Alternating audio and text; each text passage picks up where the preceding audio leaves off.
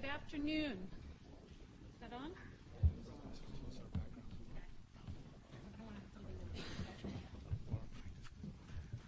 Good afternoon. So welcome back from lunch, and welcome to the panel on intellectual property issues for nanotechs. Intellectual property, otherwise more fondly or commonly known as IP. I'm going to introduce our panel and tell you a little bit about the format, but before I do that, we thought we'd like to know something about you. So we'd like to know how many people in the audience are lawyers. Let's refine that. How many people in the audience are IP lawyers? And how about law students? Great. And how about people who went to law school but found something better to do? Recovering. Ah, there we go. There we go. All right. You were right. Don said there'd be one. All right. So IP. Why an IP panel in this particular program? Well, first to borrow from something that Sonia said in her opening remarks, IP can be used as a lens, giving us maybe a different way of seeing or understanding or evaluating what we're talking about here in this conference. Second of all, we're going to focus on IP assets, or IP as an asset of a business. And so that gets us to thinking about the value and how IP can be used as a facility for exploitation of what's been developed, and also something that was touched on in the last panel, providing some certainty for businesses that are engaged in this field. And then the third why IP, or the third way of looking at what we're going to talk about, is IP law. And the last panel did talk about how regulations and laws get developed pretty much as, not entirely, but most of the discussion was around the development by government. And IP laws are another area of the law. So there's going to be some intersection between IP laws and regulation and laws that regulate, which the other panels have talked about. We got a little taste of that in one of the questions from Professor Baker at the end of the last panel, which was a nice lead-in for what we're going to talk about. We also have, within IP law, a theme that we've seen over and over, especially, I think, accelerated, more cycles of it in the last 40 or 50 years, and that's the adaption of IP law to some new technology or some new business model. So we've seen that with other new technologies that came on the scene, other new ways of operating businesses. And so we have that here. And it would be interesting to talk about and see, well, to what extent is the newness of nano something that calls for a change, or does the IP law that we have, does it fit in to that IP law? And when we were talking about this and talking about what happens when something new enters commerce and how IP laws relate to that, we're trying to think of an analogy that we might use for past technology developments that have had an impact on IP law. I think there's room for criticism, but one perhaps useful analogy that we've lived through fairly recently was the transition from analog to digital, which had a huge impact, especially in some industries and on our lives, many of us. And at first, there was a lot of discussion about whether this was going to require changes in IP laws. Turns out, not too much. And aside from one section in the Copyright Act, not a lot of change. But we've seen that come through. We've seen the law have to be adopted and reinterpreted for something new. And so that's another useful aspect of talking about IP law as part of what's being talked at on this program. So we have 3 excellent speakers. We're going to try and have brief presentations so that there will be lots of time for questions. It's always difficult once you're standing up here with your slides to in fact be brief. But like the earlier moderators, I have little signs that tell them how much time they have left, so we'll see. So let me introduce you to our speakers. First, in the center of the panel, I have Don Featherstone, he came up from Washington, D.C. for the program. He's a director in the D.C. office of Stern, Kessler, Goldstein, and Fox. He also chairs the Nanotech practice group and the electronics practice group in that firm. And I think it's interesting for this audience to know that he has early experience after his initial degree, where he worked for several years in the Patent and Trademark Office examining applications in the field of semiconductors. So he didn't start in a law office, he started in the Patent and Trademark Office. And he has been thinking about reading on and going back to the PTO to help educate examiners on nano for, I think, about 8 years or so, if I read the bio right. And for this program, he's updated and gathered and is bringing some information on the global handling of nanotechnology by various patent offices. So his topic is going to be the protection, the IP protection for nano inventions, and he's going to focus on patent and trade secret protection and have some reporting on the status and some statistics from various patent offices and share with us his thoughts on some of the trends and some insights he might have. Then our second speaker is on your left, Chin Pham, who's a shareholder in the Boston office of Greenberg Traurig, and he heads the firm's nanotech practice group. That seems to be a theme. He's also been interested in this area for quite a while. He's a founder of Nanotechnology and Business Forum, one of a number of groups that have sprung up in this area. He has experience prosecuting patent applications in the United States and advising on patents for high-tech and life science clients as well. And he has worked on an early ASTM standards project. And that leads us to his topic. He's going to talk about some of the fields of application that are impacted by nanotechnology, and he's going to talk about standard setting. And then our third speaker is Rob Linfeld, who's sitting next to me, who's the General Counsel and Chief IP Counsel for Nantero. I guess you sort of introduced yourself to the group already with a question for the last panel. Previously, he was a partner in the Pittsburgh office of Jones Day, and he's been the lead counsel on numerous IP infringement cases when he was in private practice. He has also, maybe a somewhat personal note, Rob's also been very active in the intellectual property law section of the ABA, which is frankly how I got to know him, and he continues to make time for working on IP laws from a more general consensus and principal interest-oriented, including working on some of the current proposals for reform of the patent laws. I think he'll probably tell us more about Nantero, so I won't try to do that. But I will say, in case he doesn't brag quite enough, that I believe it's been only 9 years since they got their first patent, and already during that time they have won several very impressive awards from the IEEE. These awards are the IEEE Patent Pipeline Scorecard, and for the most powerful patent portfolios. That's IEEE's description.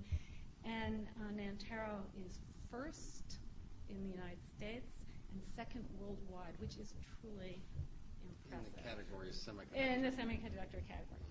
And he's going to talk about patent-related challenges for nanotech companies, which is something that he knows about. So I think if you're ready to start, then we will get started. Yeah.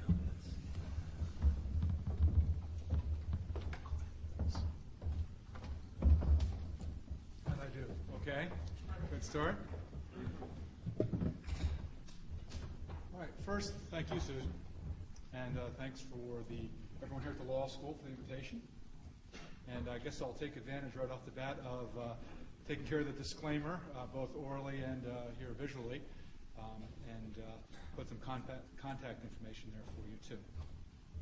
So to start things out, this is a very generalized view of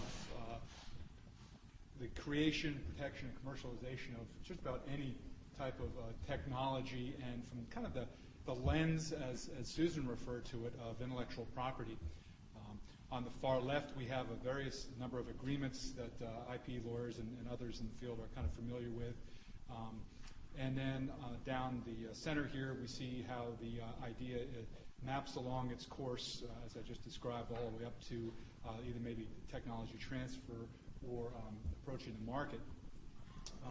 And excuse me, upper right-hand corner here, we'll have a discussion in a few slides of contrasting patents to trade secrets and the various decisions that are made during the process in how to either protect or disseminate that information.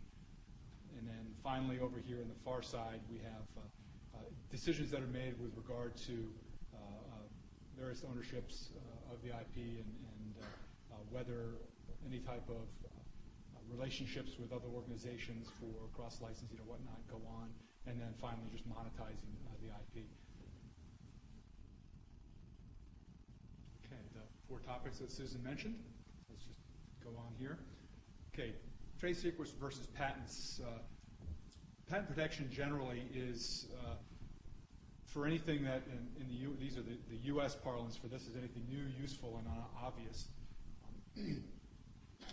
And in exchange for that in the U.S., we have what's called the quid pro quo, or in exchange in order to get that exclusivity of 20 years in the U.S., the inventors have to disclose in the patent application certain requirements in exchange for that, and they need to basically meet three fundamental requirements. They've got to enable the invention so that those skilled in the art can make and use the invention without undue experimentation.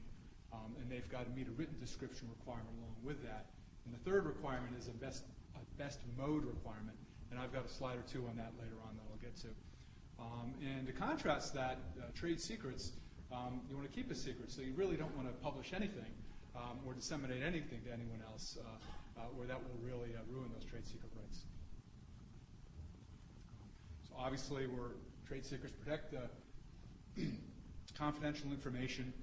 Anything that can really derive any type of independent commercial or economic benefit to the company or the holder of the trade secret, and there's certainly a duty to keep that information secret. And that's the hallmark of trade secrets. And it doesn't have to be absolute necessarily. Obviously, if under contract law you are using non-disclosure agreements with other companies when you're discussing joint ventures or the like, you'll have to disclose some of that trade secret information and protect it with contracts, for example. And there's no use requirement for a trade secret. And there's also no novelty requirement for a trade secret. I'll get into a little more points for that in the next slide. By just kind of pointing out some of the things that aren't trade secrets, things that are already out there, and what we as patent attorneys or IP attorneys call the prior art, things that are already known, or things that are readily accessible to technologists and non-technologists alike. Any trivial advances are things that typically can't be protected by trade secrets, and anything that, again, is publicly available. Put one caveat down here, the fact that device or formula is susceptible to being reproduced doesn't necessarily negate having a trade secret on it. It really depends on the area of technology and the commercial business environment that you're in, if there's information that all your competitors don't know about, that could possibly be a trade secret to you in your particular industry, whereas if there's some other industry where other people know about that industry, know about that information that you have or that trade secret or that process, but you're not in competition with them, and it's not generally known as something that's in the public, then you can possibly have some protection in that as a trade secret as well.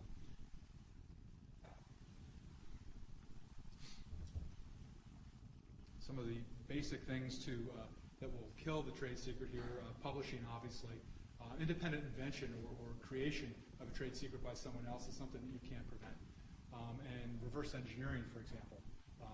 As long as that reverse engineering is done by what the keywords here are proper means, then that's also a way that trade secret protection can be lost.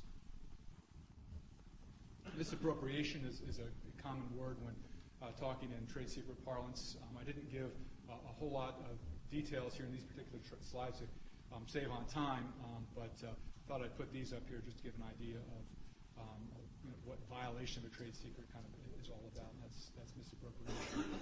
And that's typically actionable both under state law and federal laws. Typically, trade secret misappropriation is dealt with in a trial at the state court level, and versus patents, which is federal law, which is tried in the federal district courts in the U.S.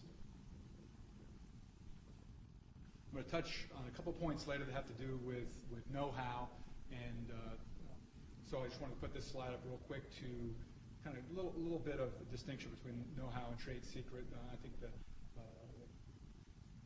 bottom line here is it's a bit broader concept than trade secrets, and get back to it later. Okay, the third basic requirement for under the patent statutes for protection and that disclosure in the patent application is what I refer to as the best mode. And the best mode of the invention is really a subjective inquiry that's in the minds of the inventors. The best mode must be disclosed in the patent application for any tricks that key off of basically the claims of the patent. And there's one famous case that had to do with the vulcanization of a rubber seal. And when the patent owner went to enforce that under discovery, the defendants found that there was a little trick that was left out of the patent application, and that had to do with the fluorinization process of that seal after it was actually made during the vulcanization process. They left that out of the patent intentionally. They wanted to keep that as a trade secret, and it ended up being the Achilles heel of the patent. The patent was held to be invalid for failure to disclose that best mode to the patent office. Now, I have here in the slides, as you'll see, there's no need to update that best mode. Once you've got to the patent office and you've filed in the U.S. that patent application, if you've come up with maybe a better way to implement those claims that you've already filed or new best mode, you don't have to update that best mode to the patent office. There's no ongoing duty to do that. So that's something that you could inevitably keep trade secret. But hiding the ball in the patent application is typically not a good idea if it has to do with the claims themselves. All right. So let's kind of maybe switch over now to a little bit more the nanotechnology spin on the IP and some of the basic things I've gone over. This is a slide I used years ago for kind of at the peak of a lot of the nanotechnology conferences that were going on. You can see here the stock price of Harris & Harris, which is traded on NASDAQ as tiny. They invest in micro and nanotechnology plays solely. And you can see here in 2004 they had a big spike, and then another little spike there in right around January 2005 when one of their assets, Nanosys, had filed their S1. They were going to go do an IPO, then a big drop when they had to pull that IPO because of some various issues in the marketplace. But The reason why I did put this slide up here, though, is to discuss real quickly something that Susan did touch on, having to do with maybe disruptive technologies versus enabling technologies. When I first started trying to educate a little bit on IP and nanotechnology, one of the questions we would talk about a lot was whether nanotechnology was just hype, and whether there was such a thing as a nanotechnology industry per se, or whether it was just enabling technologies that cut across a lot of different industries. So, the regime of paradigm shift from analog to digital technology is certainly something that was probably disruptive. But when we think about various inventions over the many years, I would say maybe the refrigerator was something that was pretty disruptive technology. Plastic, the invention of plastic certainly had a big impact. And so disruptive technologies, things that the market really doesn't predict well as to what's going to happen based on the introduction of that technology to the marketplace. And so if we kind of speed forward, the pink, I guess it's pink or very light red, to the left there is where we left off in the last slide, and we can see now, as of just a few days ago, where Harris & Harris's stock is, and I would just kind of venture out there, and I know some of the folks at Harris & Harris, I don't mean to have this as a negative just for them, but I think generally speaking, it hasn't been as disruptive a thing as maybe it was originally predicted to be, so that's why more of an enabling technology, I think, is kind of the way I look at nanotechnology. So, enabling in practice. One of the things to do to maintain trade secrets is to keep that secrecy, but sharing know-how with partners in various type of arrangements, such as joint development and whatnot. It's very difficult to maintain your own trade secrets and sharing know-how with others. So that's kind of maybe Rob can talk this a little later from the in-house perspective, but using contract law versus patent law and patent licensing to protect your inventions and your trade secrets and know-how is something that's always quite a delicate balance. And regarding reverse engineering, just generally speaking, I would throw out there that if something is easily reverse engineered, then I would err in advising clients to try to file a patent application on that rather than keeping something as a trade secret. If it can't be reverse engineered, and you enter relationships with customers, for example, and there's really no need to share your know-how with them, then keeping it as a trade secret is one thing. If you've got some magic sauce to make your magic product, and your customers just need to buy that product and incorporate it in their products, then there's really no know-how that you need to share, and you can keep your secret sauce as a trade secret. Coca-Cola, maybe. There are a lot of very smart chemists who can figure out the constituent components to the soda, but the trade secret is really how you make it in mass quantities, right? So that's something to consider also. Okay. I did some polling of associates that I share work, send work to internationally and send work to us, and these are the many countries that I did some polling with. So some of the data I got back was that concerning statutory subject matter, and under the U.S. statutes, it's any new useful product, machine, manufacture, composition, matter, or new uses thereof. Essentially, for nanotechnology, there is no distinction. It's treated just like all the other technologies are with regard to statutory subject matter.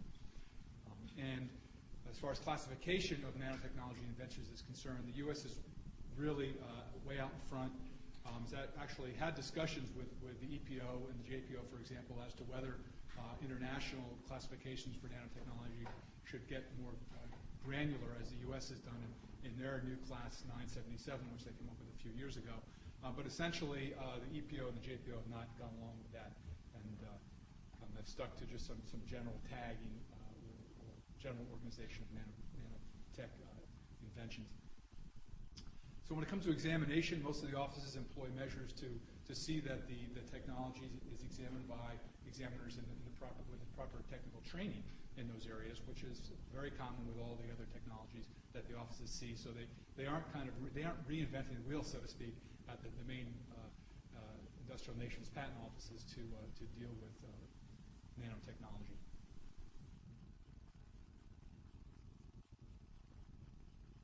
Reduction of practice is something that is really the conception of the invention is more in the mind. Reduction of practice is the taking and having the thing work for its intended purpose. And typically, in filing a patent application, you don't necessarily have to have any proof of reduction of practice in your patent application. However, for nanotechnology, in order to distinguish the prior art, for example, it's important to include, and I put some examples in here, working examples of the invention, comparative analysis, and any data that you have in order to better distinguish the prior art and convince examiners to provide you with a scope of protection that might be warranted for your invention.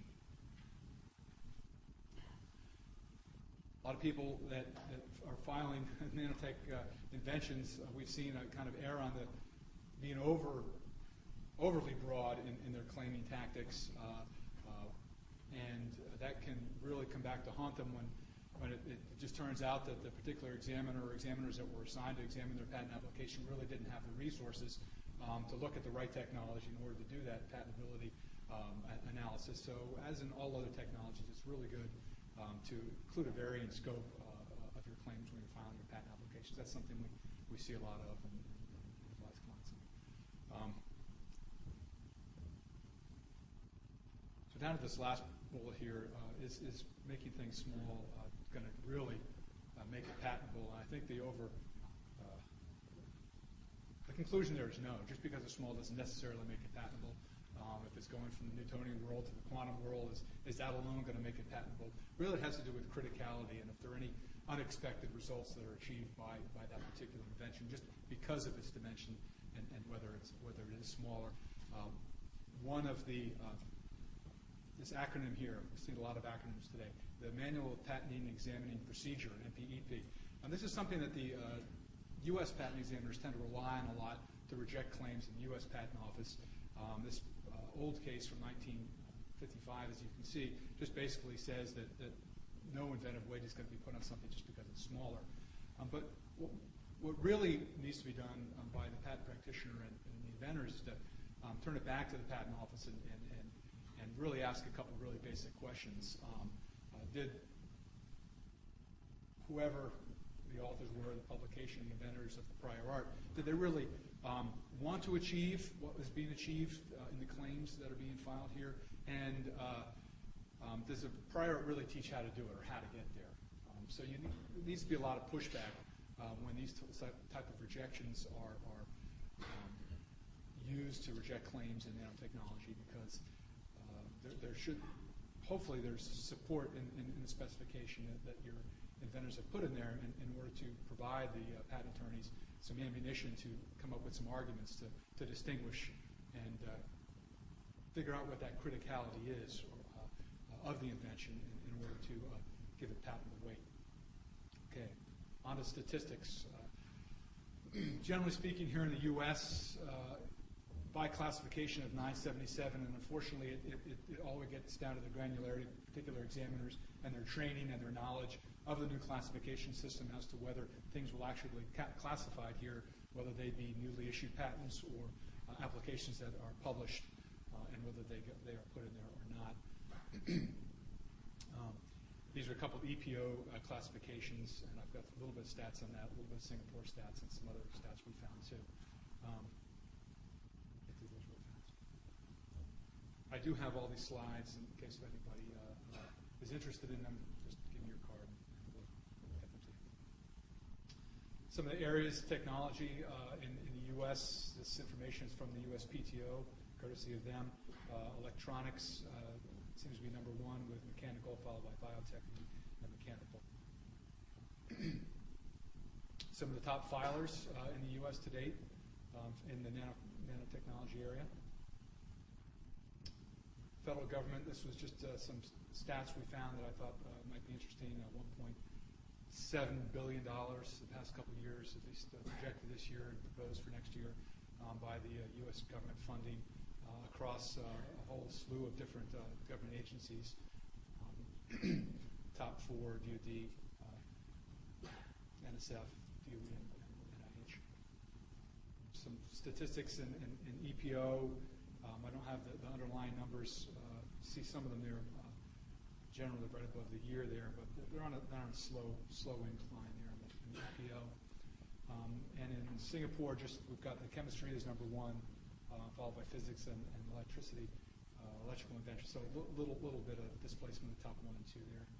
Some other interesting stats internationally: the top 15 countries filing for patent applications, or origin of the inventions, that is.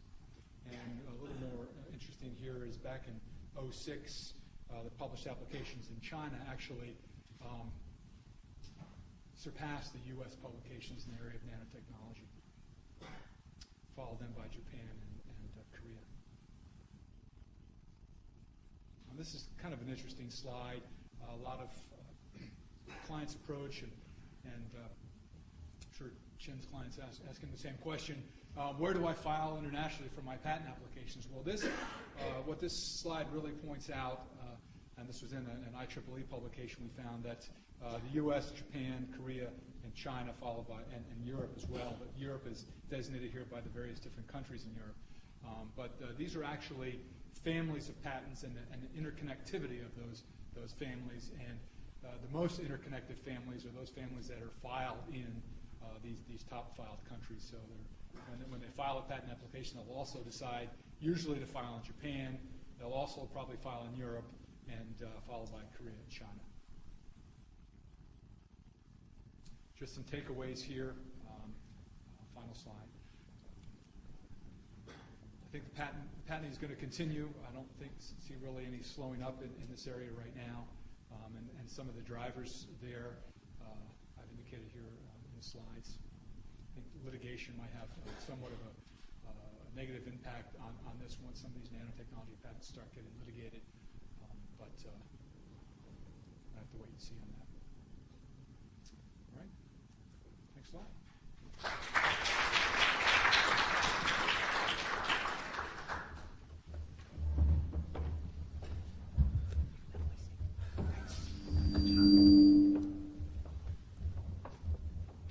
While we're waiting, I know Susan asked how many of you guys are attorneys, but how many of you are very involved in the nanotechnology area? Okay, that'll give me a good idea how to do my talk here. Again, my name is Ching Pham. I'm with Greenberg Traurig. It's a law firm of about 1,800 attorneys with about 32 offices internationally. And as Susan mentioned, I head up the nanotechnology practice for our firm. Just a brief overview of my talk today. I'm going to do some a little bit of on the intro side. Talk a little bit about the nano products in the market that have nano-enabled products, and then spend a little bit of time on the standards for nanotechnology. I'm going to start out with a definition for nanotechnology, and I know that some of you may have seen this already, but I took this from the terminology standards from ASTM International. I don't need to read it, but the reason I want to put this up is just to let you know that I've been using this definition with respect to the prosecution of a number of my clients' patents in order to overcome some of the issues raised by the examiner in the patent office. And so the U.S. Patent and Trademark Office is starting to accept these definitions from the various standards organizations. I really like this slide. I'm sure some of you have seen this. This gives you basically an idea of what the scale of nanotechnology is versus some of the other products or things that you see in your everyday life. One thing that actually stood out for me when I heard this from a professor at UMass Lowell, see how small nano is. It's a 1/1000th of a meter, he said to me, you know how slow hair grows?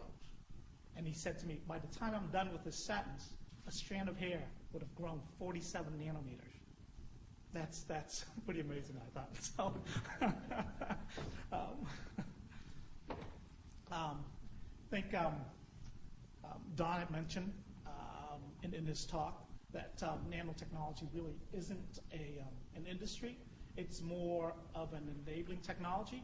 It allows for different technology applications, more efficient applications, or better applications, and it spans the spectrum of technology. Life sciences, electronics, semiconductor, telecommunication. Pretty much all the technology sector can use or can be helped or assisted by nanotechnology. Okay. Did I skip two? Oh, yes. Okay. What I've heard recently from a lot of people is that they have not really seen or heard much about nanotechnology. But just so that everyone knows, nano R&D is still very robust. Certainly it has a much lower profile than it had. It's been 3 to 5 years ago. Part of that is that nano activities are no longer, or often no longer, labeled as such. And a lot of the companies have realigned or rebranded themselves for more sexy or low-hanging fruit opportunities.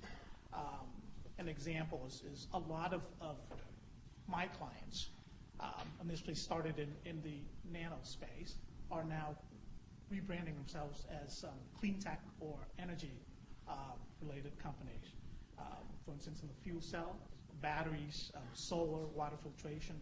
So there's a lot of talk about clean tech, green tech right now, and a lot of that technology is nano driven. And so there's still a lot of R&D going on.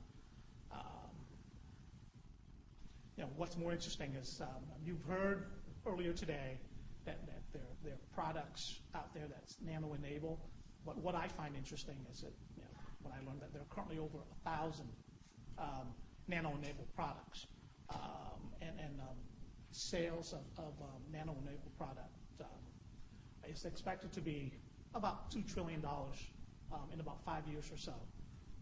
Here's just a little chart from Lux Research. It's a well-respected company that does a lot of research in the nanotechnology area. As you can see there, going out to 2015, they're projecting that the market for nano-enabled products is going to reach about, what is it now? $2.5 trillion. So it's a pretty good size for this particular market. You may be wondering what or where are some of these nano-enabled products. There's a good website, nanotechprojects.org, where you can go to, and it gives you a pretty good overview of some of the products that's available out there that has incorporated or is enabled by nanotechnology. Some of them are categorized under appliances, automotive, coating. A lot of that's under electronics, food and beverages, as you heard earlier today, children's goods, lots of toys and games, health and fitness, in particular, personal care, sporting goods, sunscreen, home and garden, as well as pet products. And here's just a list of some of the companies that have nano-enabled products. They're not just all startups, but just as an example here, you can see there are quite a few large multinational corporations that have within their product lines nano-enabled products. A plug for Massachusetts here. Massachusetts is actually, amidst all of these nano activities, considered a leader in nanotechnology. There are over 100 self-identified nanotechnology companies within the state of Massachusetts, and on average, over the last several years, it's been above about $100 million that's been invested, through private and federal funding programs. And there are many companies, many industries within Massachusetts that are enabled by nanotechnology. The biopharma area, the med device, the semiconductor, et cetera. And many of the universities within Massachusetts are at the forefront of nano R&D. Northeastern with its Center for High Rate Nanomanufacturing Center, Harvard with its Science and Nanoscale Systems and Device Applications, MIT, UMass Amherst as well. These are all centers of excellence that are receiving funding from the various federal agencies for their nano research.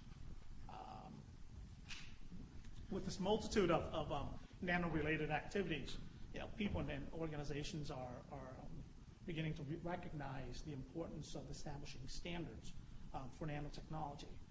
And in establishing standards, I think we can encourage R&D and commercialization, certainly help to improve communication amongst the stakeholders.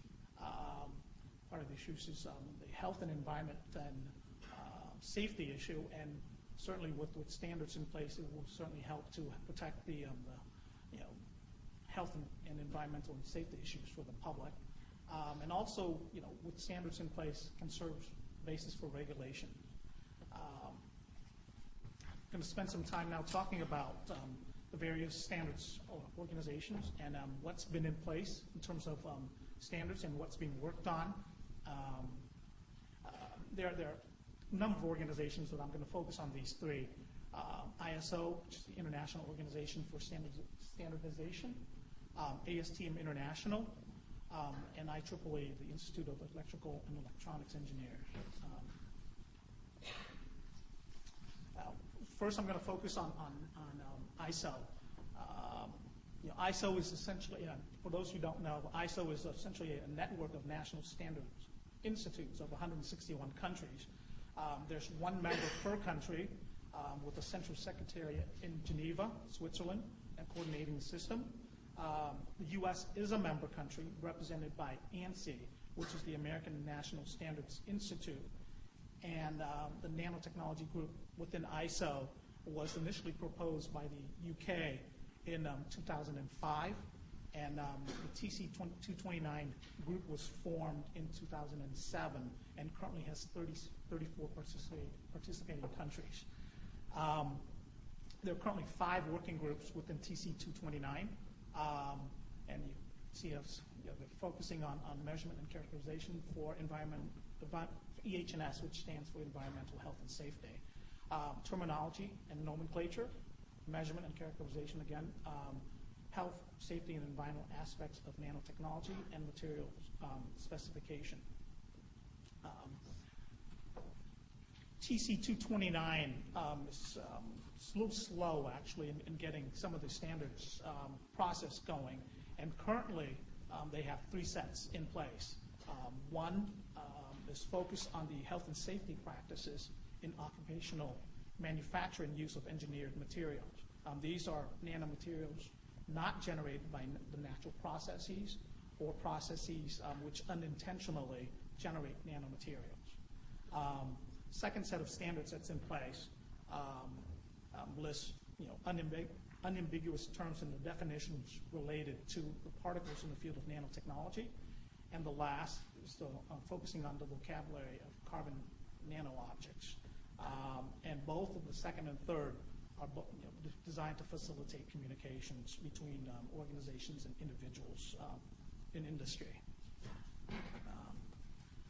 In terms of what's being developed by ISO, the TC229 group, things are very active with TC229. There are currently over 30 sets of standards that's being developed.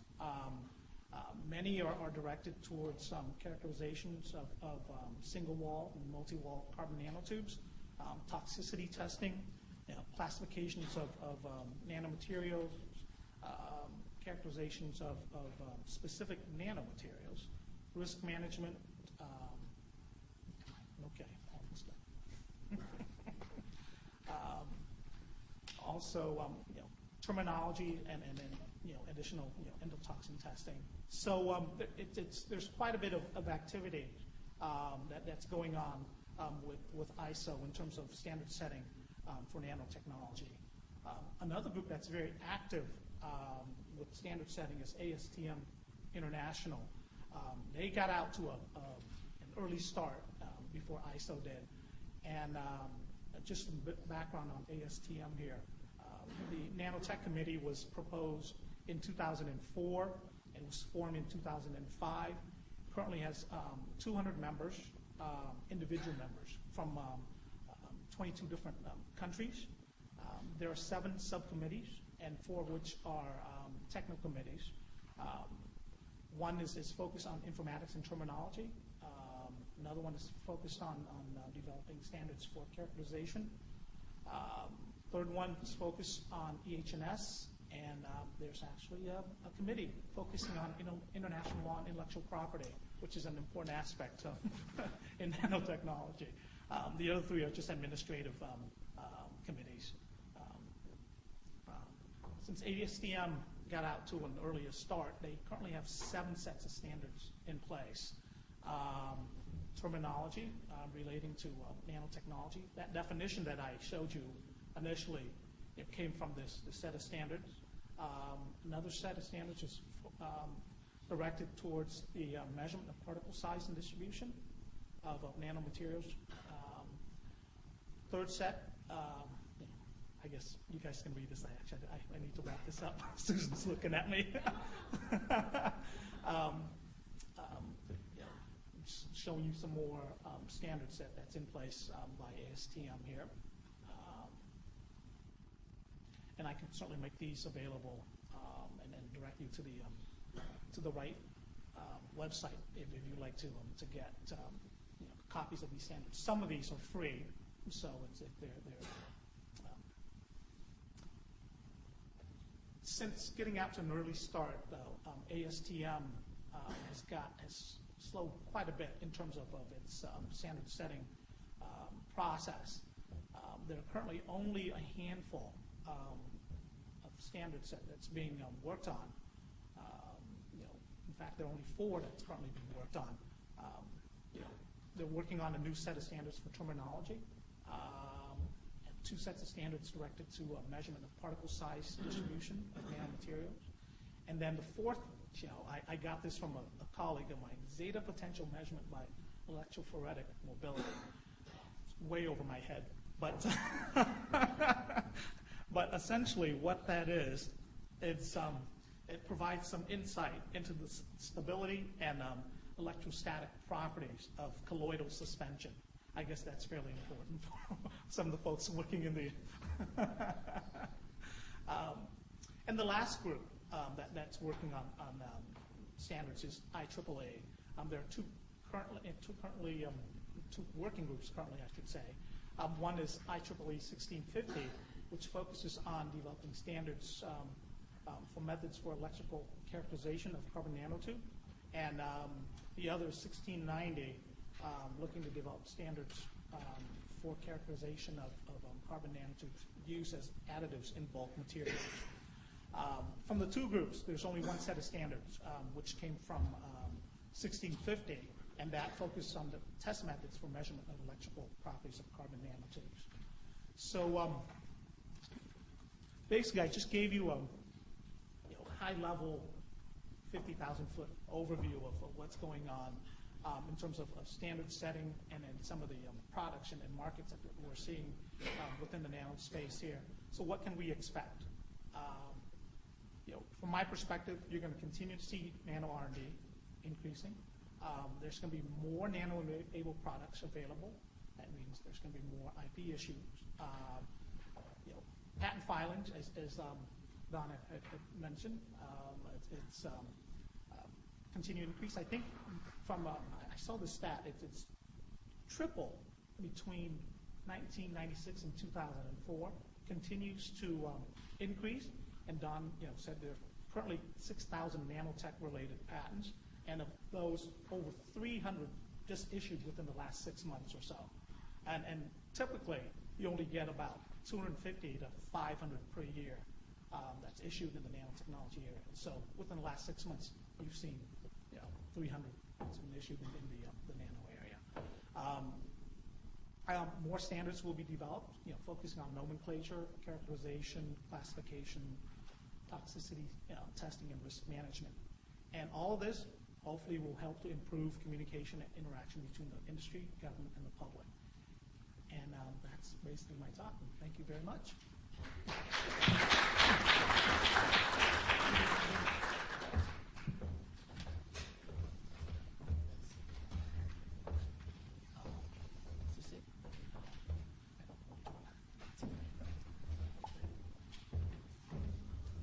Susan, you made a statement a little bit ago.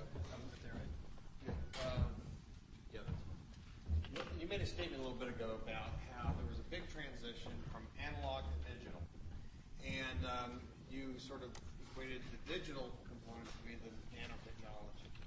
But let me tell you something right now. In the electronics industry, everyone is already converted to digital. So we've already passed the, it's no longer non-esoteric. Nanotechnology is not some backroom activity for R&D. It is everybody's company. So we're already at the stage.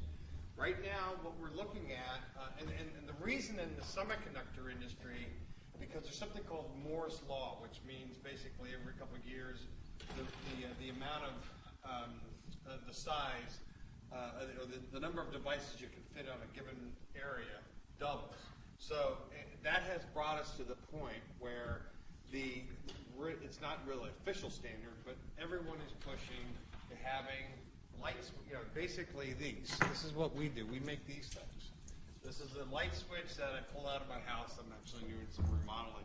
But we make these, but we make them extremely small. I mean, only a few atoms thick. Everybody is working on making these. And the question is, The question is, what materials are you going to use to make these small switches? And there's essentially three materials. One is carbon nanotubes, another is metal oxide, and there's another one called phase change memory. And we believe that phase change memory has made the announcement yesterday in California that they can't bring their switches below 32 nanometers because of the scientific properties involved. But essentially, silicon, you can't make the devices that have historically, since the 60s, made transistors. You can't make them smaller because you have leakage and problems with the actual silicon.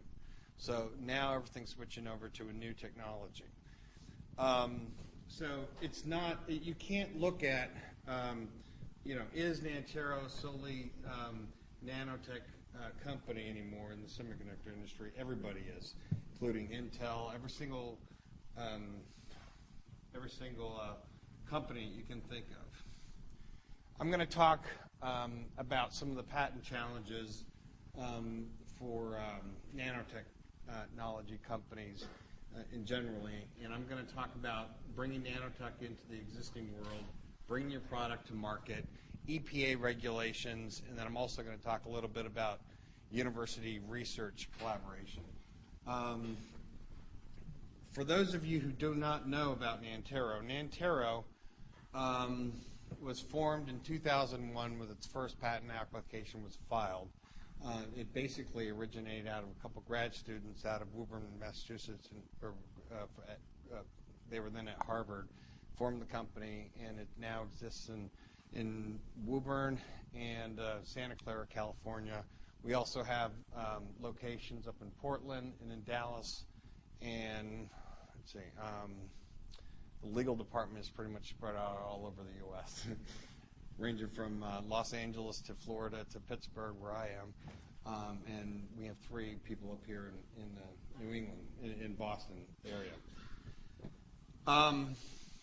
In a knowledge-based economy, and that's what the United States is. We are all about knowledge. We don't try to make products based on cheap labor or a thing like that. That activity is done overseas. But in a knowledge-based economy, IP protection is it. And in the IP area, it's patents. It's all about patents. Even though I do support trade secrets, I never rely on trade secrets, ever. Because we want carbon nanotubes and our technology to proliferate throughout the world. And the only way we're going to do that is to share our technology with everyone, pretty much. And the way we do that is through patents.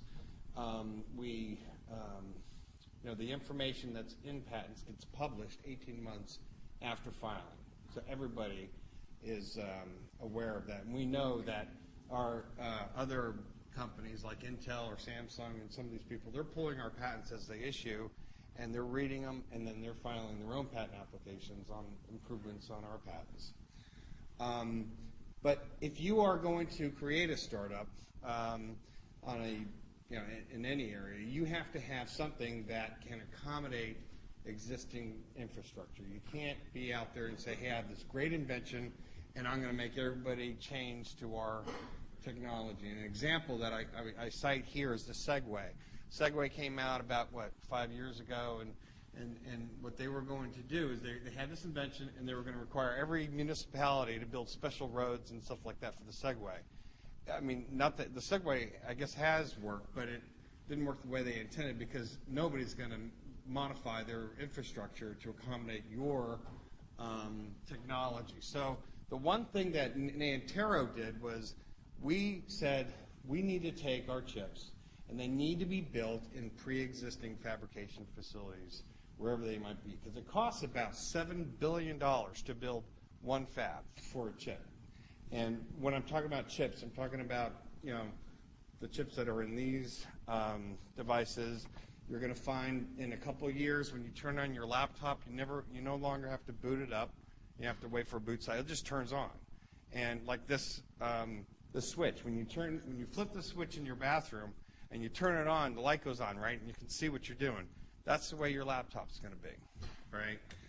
The other thing that's special about it is it's non-volatile, which means that once you store or you write a 1 or a 0 in a cell, it's going to stay there forever. So I can write my resume on this thing, ship it off to Venus or wherever it doesn't burn up. I'm not one of those guys that study space stuff. I'm not one of those guys. But if I shipped it up there for 80,000 years, my resume would still be on there, and you could recall it. So that's what basically non-volatile is, and it's very, very fast too. And it's not just memory, at least what we do, that has its application. In logic, things can be called up a lot faster. There's going to be more and more, for a consumer's perspective, you won't have to take memory cards out of your cameras anymore and load them onto your computer because your memory card's full. You just will get like a terabyte of storage capacity at the same price, and that's it. You get your camera for life. And then, your iPod is the same thing. You will have tremendous ability. What's going to probably happen is software is going to get more and more complicated. So they're going to start hogging up more and more memory. So I'm not exactly sure how it's ultimately going to play out, but ultimately humanity will benefit because we'll have a lot more special applications. I want to talk briefly. One of the other things you want to do as a company in nanotechnology is you want to encourage proliferation. That's just my own philosophy on intellectual property.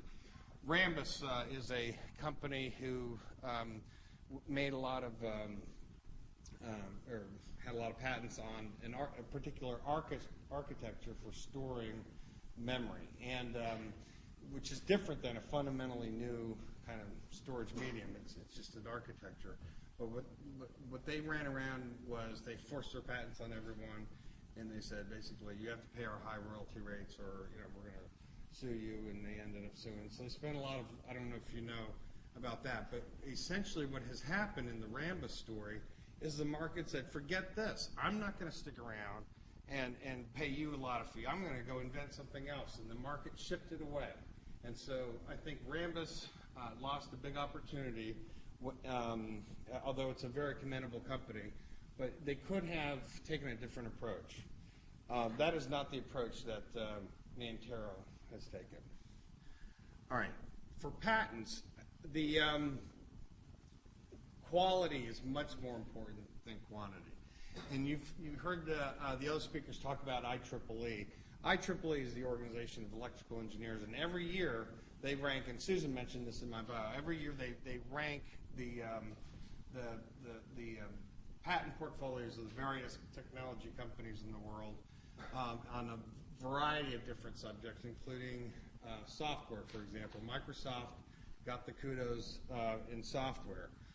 This is the list in the semiconductor manufacturing, and you can see on this list Samsung is number 1, Nantero's number 2, Intel's number 3, and the list goes on and on and on. But as I mentioned before, all these people are now nanotechnology companies. Let's look at the statistics a little bit, though. You see, Samsung files 3,600 issues. This is the number of patents issued in 2009. They got 3,600 patents issued. Nantero, 23. Intel, 1,500 patents issued. So there's a story there. But if you look to the right, if you look at the pipeline impact, we crushed Samsung, right, with 5 versus 0.89, and we crushed Intel too. So it's a lot of companies have had a practice of they file patent applications and they let them go abandoned just to pump up their numbers, but that is not the way to really develop a strong portfolio. Let me just skip through these. I talked about them. Bringing your product to market. All right, if you're a startup, as you might all expect, leverage is an issue. So, you're not going to see NRAM inside in some of these products, like what Intel did. Intel insisted that its licensees put a little logo on their Intel inside, but they had a lot more leverage than we did when we were licensing. So NRAM is Nanotechnology Random Access Memory is one of our trademarks. But I can guarantee you the next time around, when we have a lot more cash, when you find our products on Best Buy store shelves, our leverage situation and licensing will be different. I do not rely on non-disclosure agreements. Non-disclosure agreements to me are completely worthless, with the exception of the one thing is if you are going to have a patent strategy, you always want to plan for the most restrictive area. And so what we do is we file in Europe, we file in China, we file in Korea, everywhere where there's a semiconductor manufacturer, in Japan, Singapore, Taiwan, Australia, where those traditional areas, we file patents overseas. We also file selectively in Canada and some other countries. And the NDAs are good for that purpose, to make sure that you don't have a public disclosure.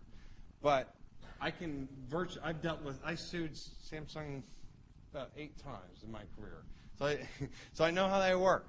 And I think they're an honorable company, and they actually paid for my kids' education, so I'm really happy about it. But when you make a disclosure to them without an NDA, or even with an NDA, don't expect it to be protected for a long time. So I've always taken the approach, we do the NDAs, but we don't rely on them.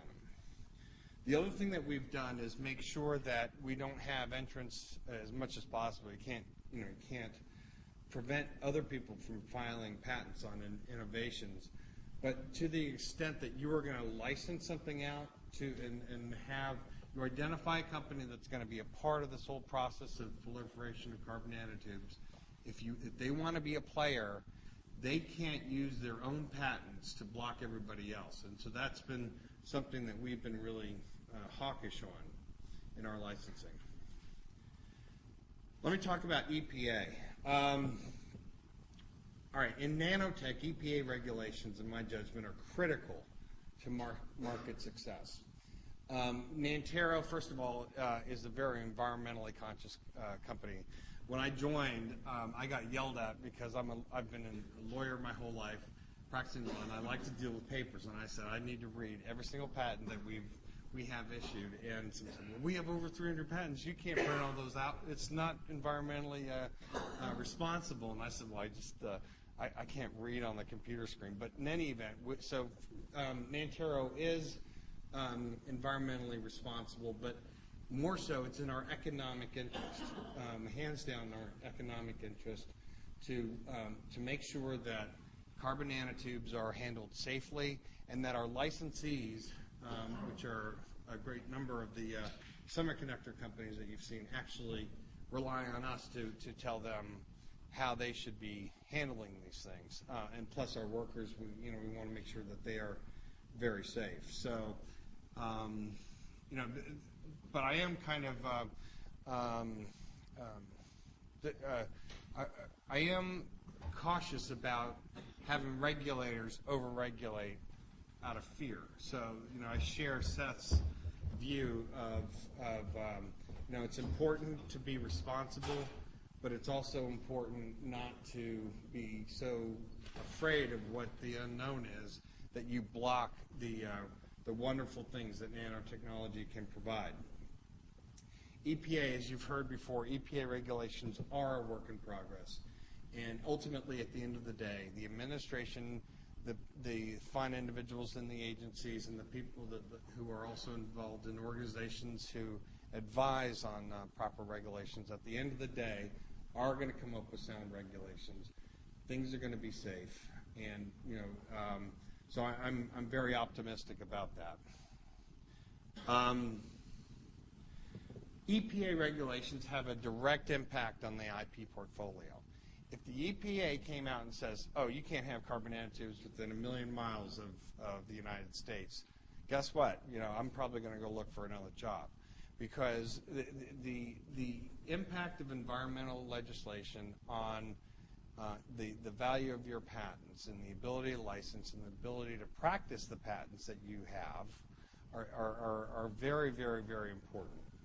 And the administration really recognizes that, and recognizes that there's a lot of jobs that may have transitioned from old industry into new industry, including clean tech and things like that, that are going to be dependent on these things. So, there's a big balance to be struck here. Let me talk briefly about university research collaboration. We are very welcoming of collaborating with universities. There are some very, very smart folks who are working in academia. Commercializing research has been a challenge. In our experience, a lot of the research that's come out of university involved individual nanotubes. And so, while they can study the properties of them, they're not manufacturable. They're not going to be put on an assembly line and stamped out and sent out the door. But we do encourage close relations with actors in universities, including Northeastern, with whom we are very proud to be closely attached. We've had, over the years, 20-plus technical co-ops work in our clean room up in Woburn, Massachusetts, and I started last year having an IP co-op, and he actually came to work full-time at Nantero after his co-op was done. But in any event, we look forward to more co-op opportunities in the future. That's basically it.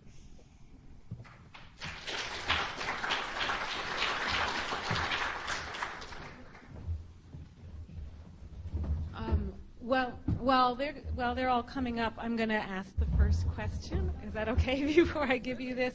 I want to pick up on a couple of things. We can clearly see that Rob has a view on the value of trade secrets, or how much he wants to use trade secrets versus patents. And the other two speakers have both touched on this. So I wanted to ask each of you to comment on one or the other of 2 points.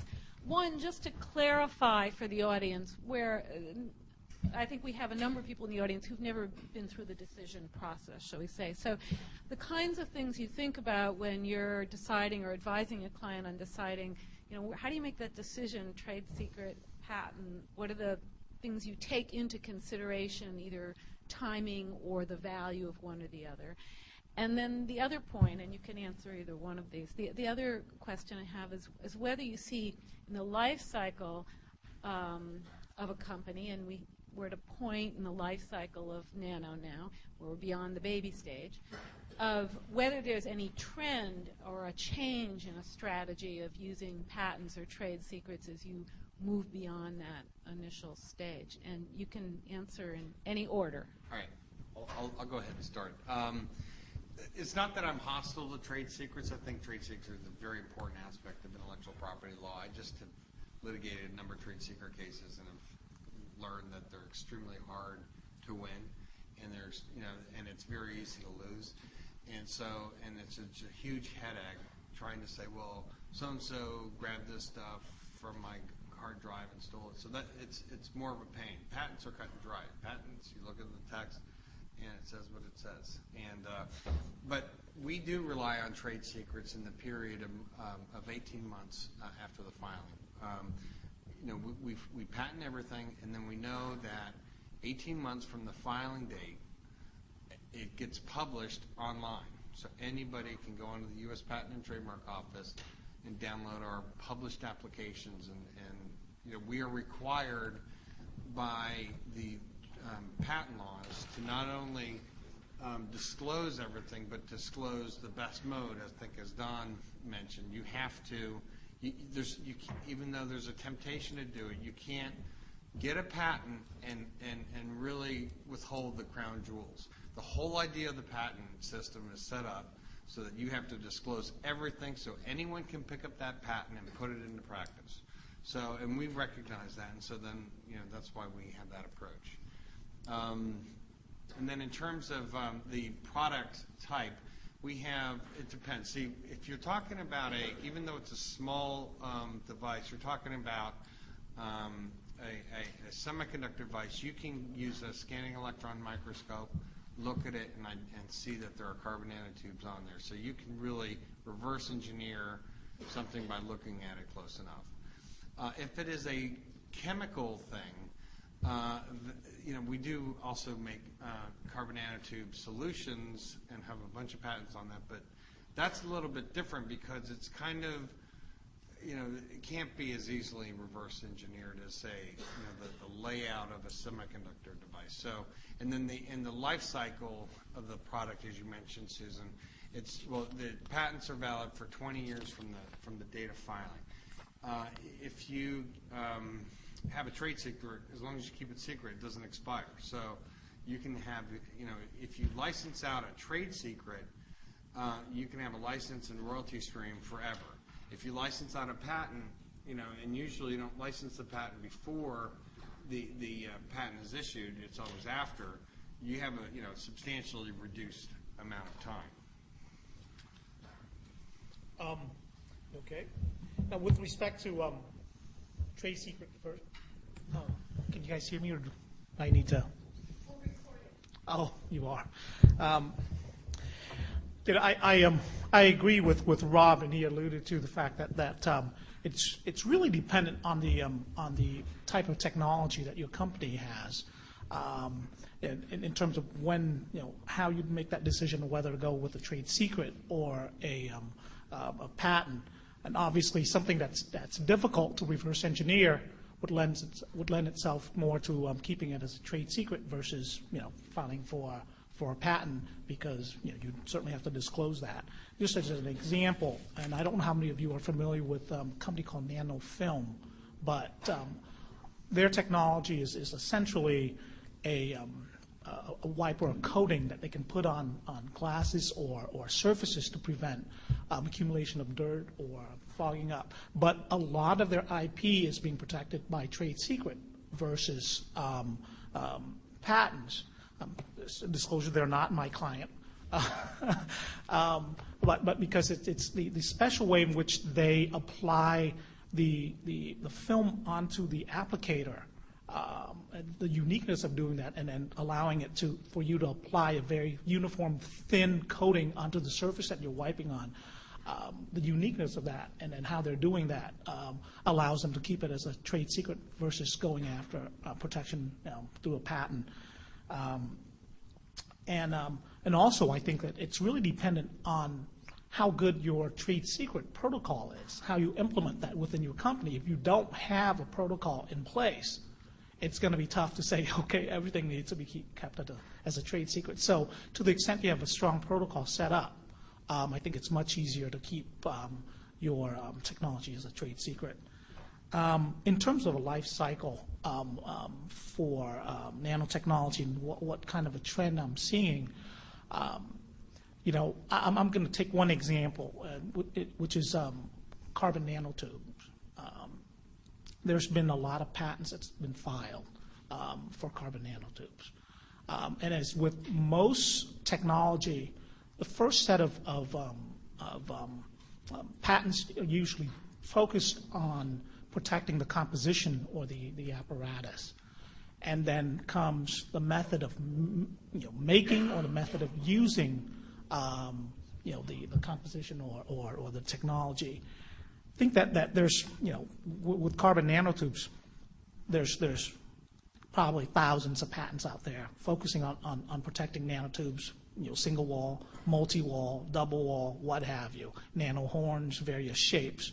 And there are many patents out there that are focused on the method of making these nanotubes.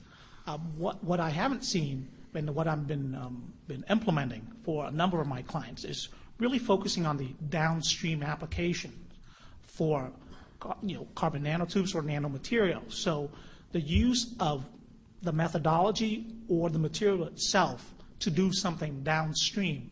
And the reason I'm doing that is we know that for instance, IBM and NEC have seminal patents on carbon nanotubes. And to the extent that we can get protection downstream of the application, and basically if you just fence those guys in with our application, we're going to be able to, if necessary, come to the table with some leverage if we need to cross-license with them. So, for me, it's really focusing on some of those downstream applications and then getting patent protection for that in terms of a strategy for the nanospace. I think really just to amplify on one thing that Rob mentioned is the fact that it's really hard to put a trade secret genie back in the bottle. Effectively, you can't do it, right? And policing other people that you have, the companies that you have licensed trade secrets to, it's very difficult to do that, right? So that's one of the reasons why I'm sure Hub no longer really relies on trade secrets. And I think I see a lot more and more of that. Another patent tool we have, rather than the non-provisional patent application that is typically filed, which gets examined, is the provisional patent application, which really only has has a one-year lifetime. You can, before you go to a trade meeting or before you go into negotiations with a potential licensee or even a joint defense situation, what we advise clients to do, and a lot of companies do this, is they will take whatever materials they have, and right before they go into that meeting, they'll take their PowerPoint or whatever it is, and file it to the patent office in the form of a provisional application.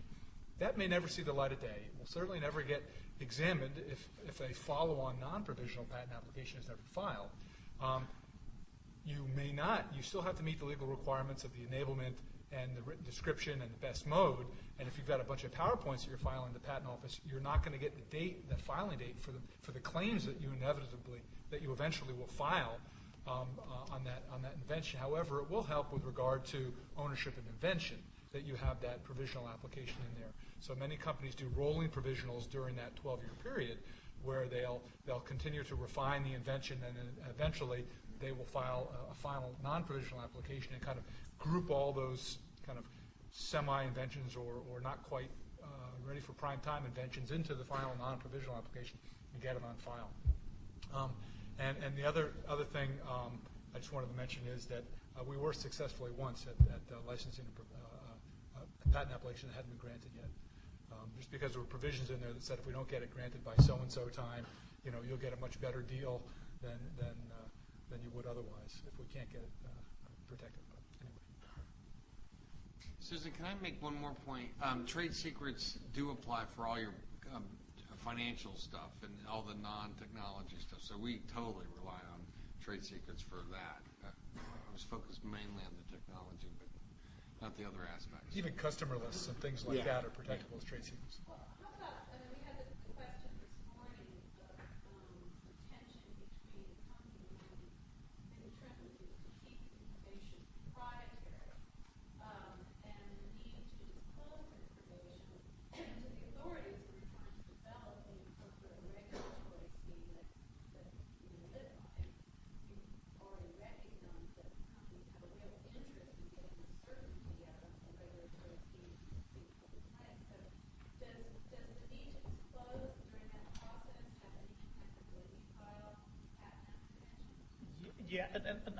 unless most of your technology is being protected by trade secret,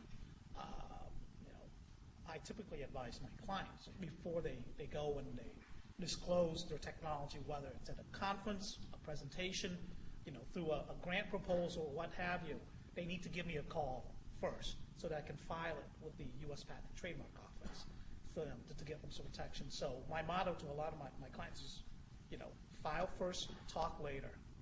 So that's usually the Yeah, can I just amplify that, because there's only, Yeah. all right, I'm sorry. There's only one IP lawyer in the room. If you give a talk, all right, and you don't file a patent application, and then you go see him the day after your talk, and you say, and I also want to file overseas, and I want to file in Germany and something, he's going to tell you you can't get it anymore. You've already surrendered your rights in Europe because they have what's called an absolute novelty requirement. And in the U.S. is a different system. It's a first to invent system, which gives you a grace period to file. And then they'll say, there's prior art on your invention. You're going to say, what prior art? Yeah, your own talk. So your own invention is held against you. So that's a really important point.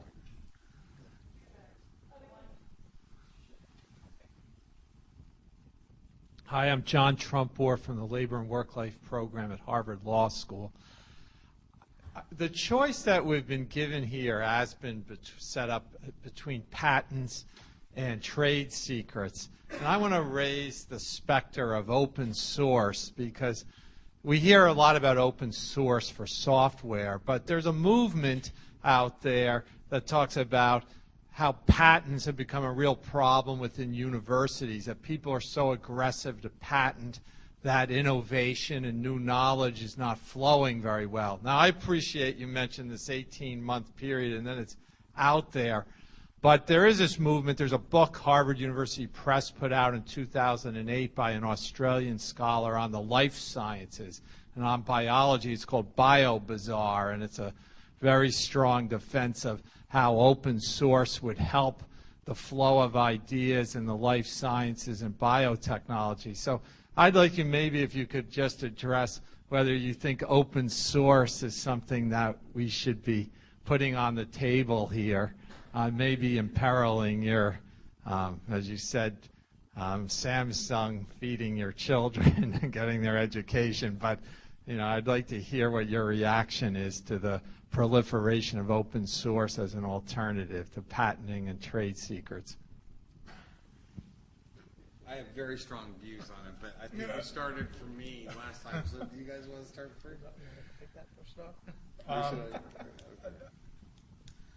I was presented with that same question at lunch, and by the good professor here at Northeastern Law School.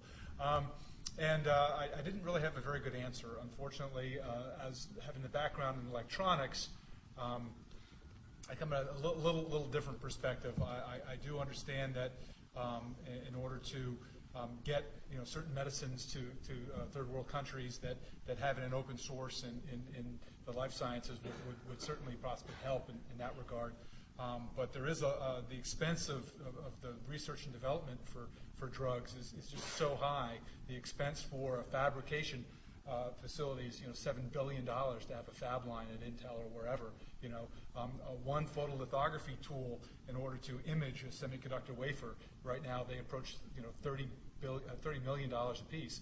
I don't know how all that's going to get paid for if there was open source, and not that exclusivity that you get from the IP system. I don't have an answer to how that all is going to get funded. Yeah. And I would agree with Don. The cost of R&D is so tremendous in so many different technology sectors that if you're going to go towards open source, these companies aren't going to be able to recoup the R&D costs.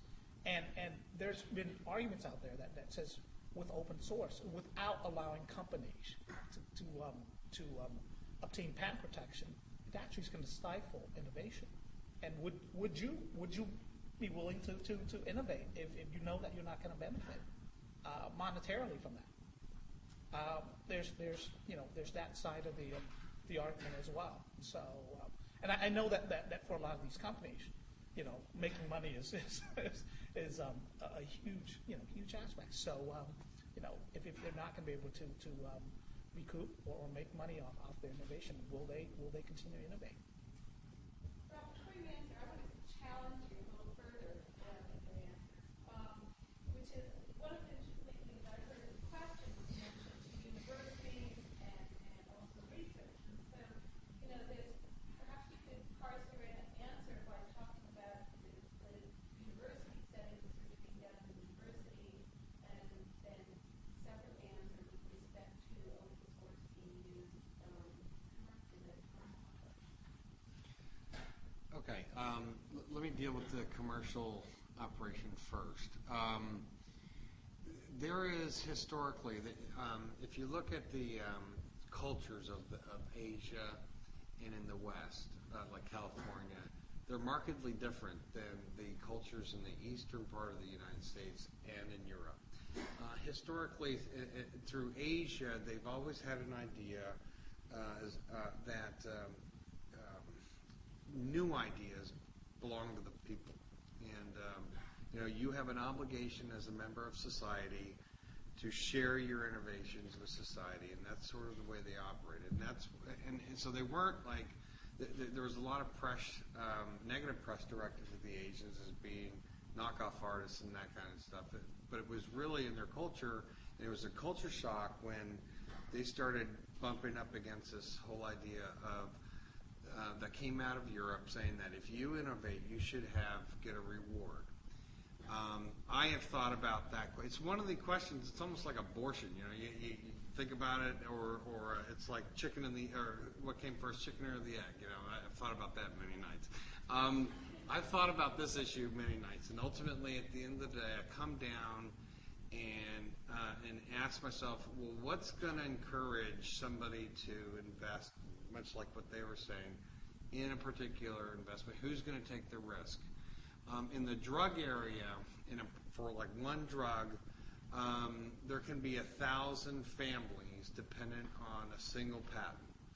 And there's a whole building, there's a whole, probably multiple complexes of buildings. There's a lot of money tied up into it.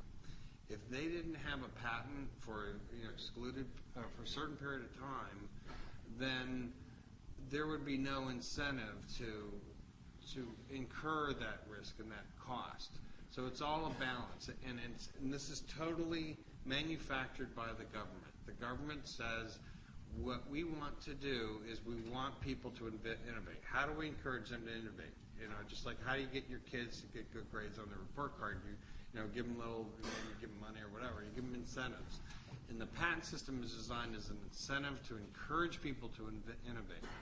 And then what we don't want is a society that says that encourages people to keep their inventions secret. So the patent system is different from the trade secret system, because the trade secret system encourages you to keep everything to yourself and don't share. Like, I have the cure for cancer, but I'm curing my mother, and that's it. I'm not helping anybody else. We don't want that. So it sets up in the patent regime, it says, look, we're going to give you exclusive right for this period of time, but you've got to disclose everything. All right, everything you know about curing cancer, it's got to be in that piece of paper, and it's only if it's in that piece of paper do you get the reward. And then in 20 years, or however long, the length of time can be adjusted, but pretty much the world has agreed on 20 years from date of filing. And then it belongs to the public. So then it's open source. So getting a patent doesn't mean it's yours. It's only yours for a small period of time, and then it's completely free. So in 20 years, or maybe probably less than that, 15 years from now, everyone, for patents that have expired, every Nantero patent has expired, everyone gets the benefit of that. So that's I really think that there's got to be some incentive for innovation. And it was only until we had the patent system in place that you started to get the Renaissance period and all the stuff that has happened. We put people on the moon, 30 years ago, or 40 years ago. We've done a lot, but if you look prior to the patent system, in Europe, not much was done. Kings sat on their treasures and just, basically didn't do much. So I think that the patent system has benefited society. In academia, I think, there is a lot of smart people, and I think it's great if universities tap into the knowledge of their professors and commercialize that. I don't think there's anything wrong with that, really. You're basically having ideas and you're harvesting it. Some professors or some universities have different sort of policies with regard to their professors. Some of them say, look, you have your idea, you run with it, I don't care. And that's an incentive for recruiting to the faculty.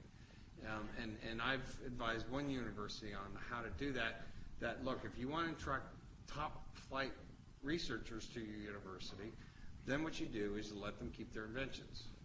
Other universities have taken just the opposite approach. They said, look, if you're going to work for us, you're beholden to us, and you got to sign your rights to us, and then we license that out. So, I don't think there's anything wrong with them commercializing the university-based ideas.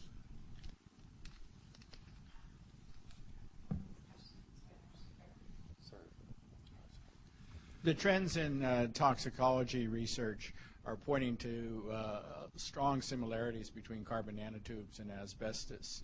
When my friends in industry hear that, they say, well, our particles, our tubes don't do that because we have certain functional characteristics or surface characteristics. So it seems to me that the wave of the future is going to be to portray the uniqueness of various kinds of carbon nanotubes. How will that impact intellectual property decisions? For us, it doesn't impact us at all because we assume it's hazardous. We assume it's like asbestos. We break all our employees and our licensees. We can't force our licensees to do it. We encourage them to do it. We tell them this is the way we do it. This is the way you should do it in your manufacturing facilities. Treat it like asbestos, and so it won't affect our intellectual property at all. Yeah. And as with, I'm sure you're familiar with the patent system, is that the protection is only, for the point of novelty that you're going to be able to show, and with any functional aspect of the various kinds of carbon nanotubes, if it's novel, there's, that's the parameter that we have to work within, and whether or not it's going to act like asbestos or not, it's irrelevant within the patent system. So. But to the extent that their carbon nanotubes have certain benefits, right, that we want to try to use them for, and then there are other regulations that say, well, you have to come up with a carbon nanotube that doesn't have all these other bad things also. There's invention there, right? That might be some incentive to figure out how to, work on the chirality or the walls or whatever other aspects of that carbon nanotube, tweak it just right so that it has the good properties and doesn't have the bad properties. It's also important to keep in mind, especially for people who are maybe less familiar with patent law, that patent is not a permission to bring out improvements. It's not the government saying you may do this patent. It's a right to exclude others from doing it. So if you wrote a patent that applied a method for doing something that's against the law, you can get that patent. That doesn't mean anything. So the patent is simply the right to exclude. A negative right. Can I make one more point, though? I don't know if you read my comments on the latest SNOR on CNTs in the EPA, but one of the things that the EPA looked at doing is making semiconductor companies incinerate every water containing any bit of carbon nanotubes, and that may be a bit extreme. Because the semiconductor companies use millions of gallons a day of water, and if they were required to incinerate all that water, then the ultimate technology may not gain market acceptance. And so in terms of the intellectual property, while it doesn't affect the IP per se, it could affect the value of the IP. nobody